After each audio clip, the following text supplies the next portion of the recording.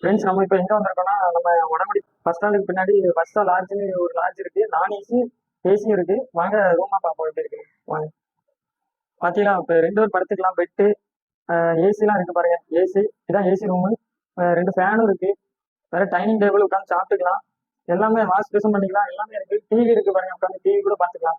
எல்லா ஃபெசிலிட்டிஸும் இருக்கு. ரூம் நல்லா ஃப்ரீயா இருக்கும். பாருங்க சுத்தி பாருங்க. ரூம் நல்லா தெளிவா சூப்பரா இருக்கும்.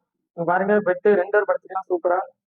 இதான் நம்ம முகம் பாக்குற கண்ணாடி எல்லாமே எல்லா வசதியும் இருக்கு. ஒரு ஃபேன் வேற இருக்கு. ரூம் நல்லா ஃப்ரீயா இருக்கும்.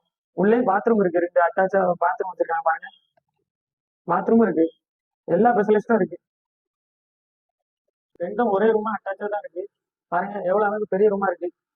ஊர்ல இருந்து வர்றதுக்கும் ஃபெஸ்டிவல் கோயில் எங்க போனாலும் ஒர்க்கு போனாலும் இங்க தங்கிக்கலாம். வந்து ரொம்ப ஈஸியா இருக்கும்.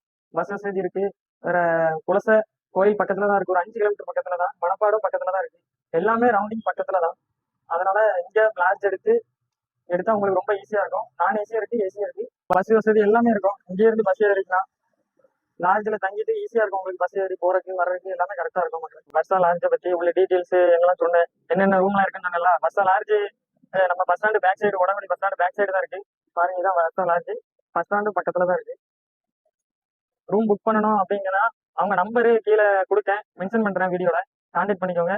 என்னென்ன ரேட்டு அவங்க சொல்லுவாங்க. இதான் லாட்ஜ் பாத்துக்கோங்க. Bus lodge.